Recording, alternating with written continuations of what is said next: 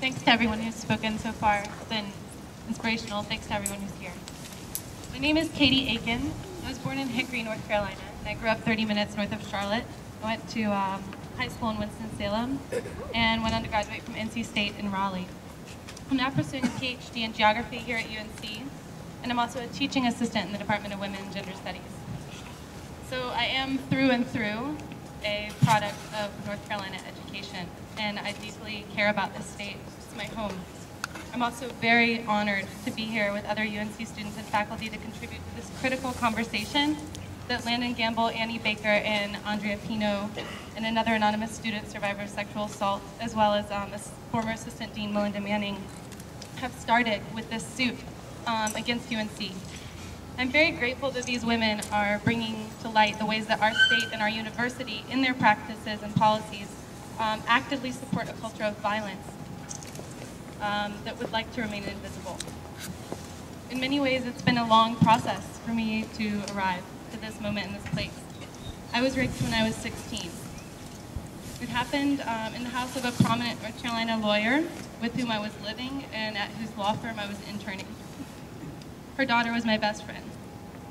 I found myself alone in a room of that house with a man to whom the word no did not mean no. And I learned that I could leave my body to keep from feeling unbearable physical and emotional pain. When I woke up the next day, back in my aching body, when I asked the people around me for help, all I had to do was walk downstairs to get an expert opinion. The lawyer's official advice was that rape cases are usually a lot worse for the victims than they are for the perpetrators. They are expensive, and they can be more painful than the assault. And her daughter, my best friend, her input was, I would just suck it up and try to learn from it. Those comments were more than enough to frighten and shame me into silence, and my struggle against the culture of normalized sexual violence here in my home state, did not make it past the walls of the house where the attack took place. I think this is an all too common story. But what happens when brave women do make their personal experiences with sexual assault public? When Annie Clark asked a UNC administrator what she could expect in the process of reporting her sexual assault, the person told her, rape is like a football game, Annie. If you look back on the game and you're the quarterback and you're in charge, is there anything that you would have done differently in that situation? In Landon Gamble's honor court hearing, a student on the honor court asked her why she hadn't just left the man who abused and raped her. She said, Landon, as a woman, I know that if it had happened to me, I would have broken up with him the first time it happened. Will you explain to me why you didn't? Landon and Annie sought help and support from our university, but the administrators, who were designated to help them through their cases, instead reinforced the invisible and individualizing notion that women need to learn to make better decisions and avoid bad situations, and to combat rape and sexual assault. This is rather than directly addressing the culture of violence itself. In my Women's Studies 101 discussion sections, my students and I have been discussing how the personal is political. Maybe if Governor McCrory would come to our classes, he could see that we offer reflexive lessons that inform political and institutional organizing. But that's another talk, right? These women have undergone personal traumatic experiences as the result of seeking to address the violence and injustice perpetrated against them. These traumas are political, not because they evoke strong emotions or make us feel outraged, although they do. They are political because they are material manifestations of how power is distributed and how it works in our university. These personal experiences are political because they reveal something about who and what we value as a society, as an institution, and as a community. They are snapshots that show us who is given authority and protection and who is made questionable or vulnerable again and again and again. And I find these snapshots disturbing.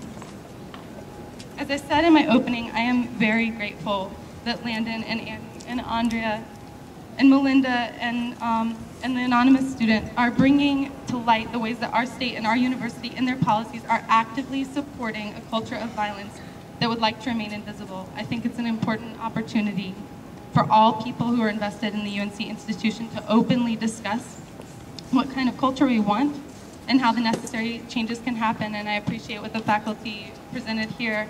Also, there's the petition on change.org that I think everyone should sign and distribute, use that social media, get the word out.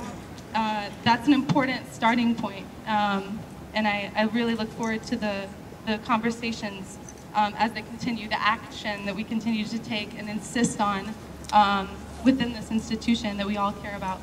So, thank you.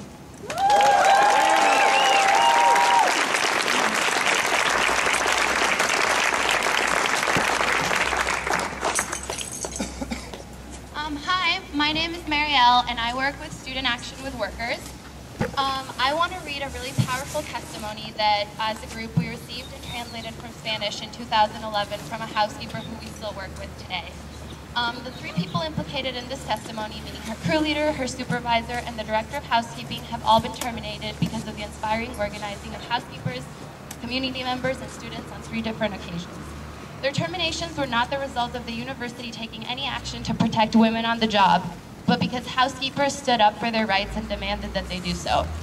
Sadly, these organizing efforts did not prevent this housekeeper from experiencing years of harassment described in this testimony. I'm going to read this now, and she will remain anonymous. I began working for the housekeeping department in 2007. In April, I got a new manager. During the first week I worked in this zone, he began following me almost continuously on the job every day. He would walk behind me for hours at a time while I worked, taking breaks every now and then, but always returning to watch me. He would make unwanted comments and rub his crotch while he talked to me. For example, he would often tell me that I was beautiful, but that I needed to lose more weight. I told him that he scared me and asked him to stop, but the harassment continued. This continued for several months until July, when a new housekeeper came to our zone and my supervisor started following her more often instead of me. Even though I was no longer his primary target for harassment, the harassment never stopped, and I knew that he was harassing other employees. In September, a Burmese housekeeper began working in our zone, and my supervisor again turned his attention to a new employee and stopped harassing others for a little while. However, the environment of harassment never stopped. I witnessed him rub her arms and tell her she had a nice body and she was very pretty. She was very scared of him and would cry when she saw him. Everyone knew that he was following and harassing her. He called other Burmese women stupid in front of everyone. He told me that Burmese and Karen people were stupid and that they didn't understand English. My crew leader, who was also my supervisor's relative, also called the Burmese and Karen housekeepers stupid every day. In August, I went to talk to the director of housekeeping and told him everything my supervisor was doing to me. I told him I was very uncomfortable around my supervisor because he kept following me and picking on me. The first time I went to speak to the director, he wrote down everything that I told him and he said that he would take care of it, but nothing happened. On 3 occasions, I went to talk to the director about my situation, but the only thing he told me was that I should apply for other positions. I applied twice for positions outside of my current zone. The supervisors of the positions I applied for and various crew leaders told me that my supervisor would give them bad references. I'm in a new zone now, and my supervisor told me that my old supervisor wouldn't let him talk to me when he called to talk about hiring me for my current position. The last time I went to talk to the director, he became angry with me and told me that I was not allowed to come back to his office unless I had an appointment. Every time I met with him, he made me feel very uncomfortable. I felt like he would undress me with his eyes. Once my daughter applied for a job in housekeeping, and the director told her over the phone to meet him in the parking lot so he could see what she looked like before he hired her. I began working in my new zone at the beginning of 2008. For several months after I transferred to the zone, my old supervisor followed me in the parking lot with his van every night after work. I started parking in a different place, and since then he has not followed me. Although he is no longer my supervisor, I still see him. I'm scared that he will continue to follow and harass me. I reported his harassment several times and nothing was done. I did not know about the grievance process and was told that if I had problems, I had to go through my direct supervisor and then their supervisor.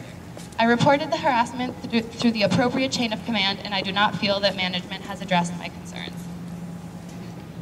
So that was the testimony from a female worker that we still are in touch with, and I guess I just wanted to say that we are not only fighting to make campus a safe place for students free from sexual assault and harassment, but a safe place for all UNC community members.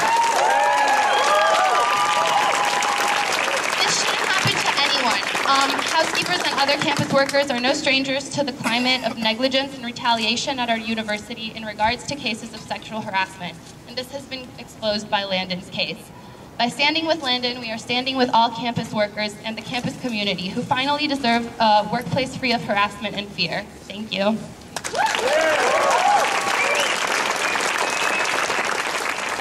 Good afternoon, everyone. My name is Christy Landon, and I'm currently the Student Body President-elect at UNC Chapel Hill. I'd like to be clear, I do not take office until April 2nd. Good afternoon. I'm here today because I want to ensure that students, faculty, and staff feel safe at UNC. Stories like Landon's have helped to illustrate the fact that we need to take a close look at our sexual assault policy on campus. In any discussion surrounding this policy, it is crucial that students are not just heard, but are listened to. UNC, I am listening, and I am ready to fight for change.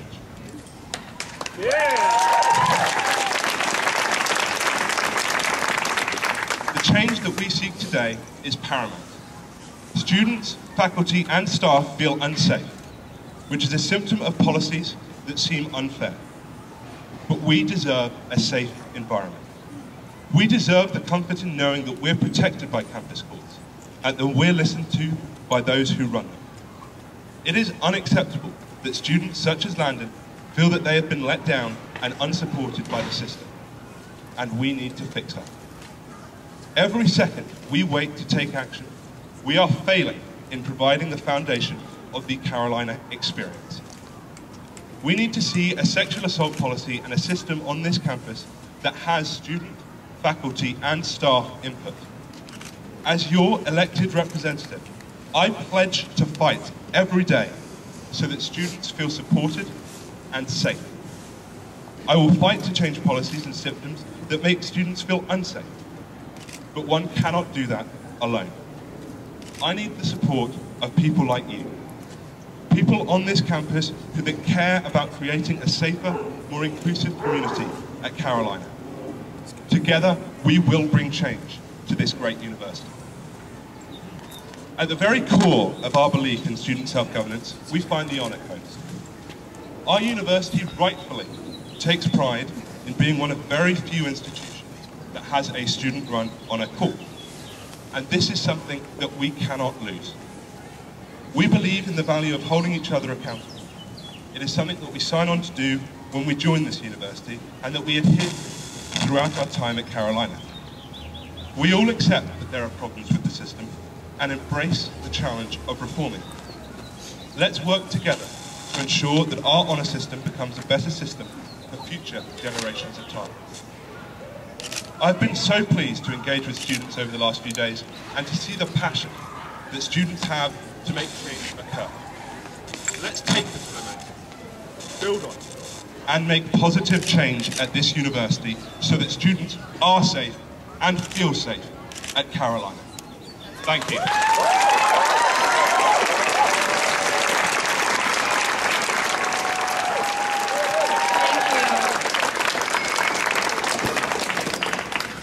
Hi everyone, I'm Landon Gamble. I'm one of the original 5 filers of the complaint with the Office of Civil Rights, and I know a lot of you know why we're here today. So I just I just want to thank everyone so much for coming out to support me today. I've been overwhelmed by the kindness and support you all have shown me during this very difficult time. But I want to assure everyone that even though this has been difficult, I am certain that change is coming. We, students, faculty, staff, and off-campus allies, are determined to make Carolina a place where survivors are believed, supported, and protected. I don't want to spend much time talking about me, because it is so important that everyone realize that this is not about me. I have been treated with great injustice, but there are so many other survivors who have been treated just as poorly as I have, and even worse. I have heard so many heartbreaking stories of survivors who have been blamed, shamed, ignored, and silenced by this university. Survivors whose perpetrators were found not guilty in the honor court despite all the evidence to the contrary. Survivors who were told being raped was their fault. This is unacceptable, and it has been happening for years and is still happening. It's time to investigate. It's time to ask the hard questions. We're uncertain about how many guilty charges of sexual assault came out of the honor court system in over 20 years. And everything we've heard so far suggests that in 20 years, the honor court found maybe 2 rapists guilty. Wow. Given that only 2% of rape accusations are false, this is a catastrophe. Safer Carolina has submitted a public records request for this information to Leslie Strom in the Office of University Counsel, who, unfortunately, are showing reluctance in releasing it. It's important that people realize that I am not trying to demonize the honor system. I am not seeking vengeance on my perpetrator, and I'm not doing this for attention. I'm doing this because I want a university where survivors can raise concerns about the way they were treated without the fear of being called false accusers and without the fear of being charged with an honor code violation.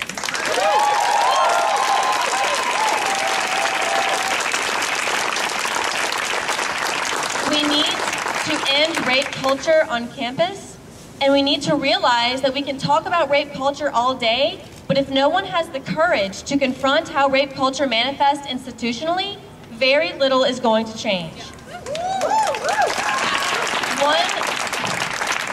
One great way to perpetuate rape culture is to protect institutional power. It is time for Carolina to end the institutionalized sexism that has been prevalent here for years.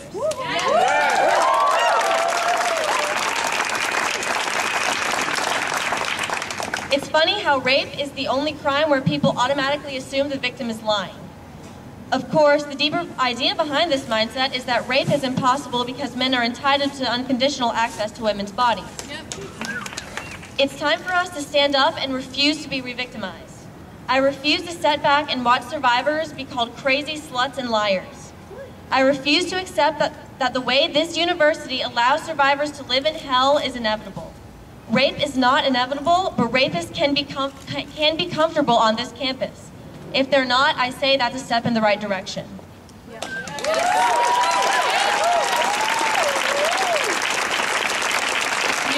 Neutrality is itself oppression. There is no room for neutrality here anymore because neutrality helps the oppressor, never the victim. I don't want this fight to stay focused on me. The broader picture is so much more important. Survivors are coming forward and continuing this fight for justice. If you're a survivor and want to come forward, please do not hesitate to get in touch with me or anyone on the Safer Carolina campaign, and we would love to support you, listen to you, and help you however we can. I encourage you all to stand behind Safer Carolina and our 5 key demands. 1, a new standalone sexual assault and harassment policy rewritten by a SARFTE selected committee of students, faculty, and interpersonal violence experts. 2, an independent, centralized Title IX Department for Sexual Assault Response. 3, training, especially Haven, One Act, and Safe Zone for all administrators, including senior administrators. 4, administrative reviews of Dean of Students Jonathan Sauls, Vice Chancellor for Student Affairs Winston Crisp, Director of the Office of Equal Opportunity Ann Penn, and University Counsel Leslie Strom.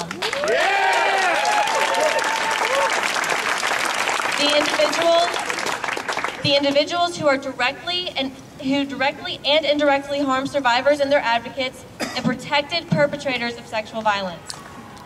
And number 5, support the establishment of a permanent, public, democratic, and transparent committee for policymaking and review, including student, faculty, and employee representatives.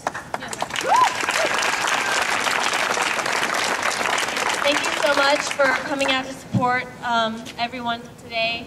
I want to reiterate again that this is not just about me, this is about the way survivors have been treated on this campus for years. So please don't forget the countless survivors who don't have the privilege that I have to speak and share their stories today. These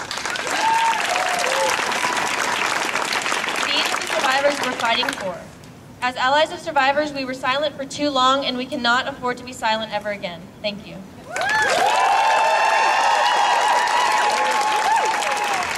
I thank everyone coming, whether they came away from the Triangle, if they came from across the state, if they're watching us now somewhere around the world. Thank you for showing support and for standing with the students at UNC Chapel Hill. But I want to make sure that I reiterate what Landon said. It hasn't even been a year since I was raped, and I know how difficult it is to come forward with even defining it as rape and defining it as something that could even happen to you. You know, and I remember when I was asked, how could the trainer get raped? And that was very difficult for me, having been a Haven and one-act trainer before my assault. So, you know, I've seen the tears, I feel my fellow survivors here, and I want to let you know that I'm here to hear you, and that our students here, our allies are here to hear you, and that it's not your fault, you're not alone, and you are believed, and you're going to get through this, we're going to get through this together. Thank you.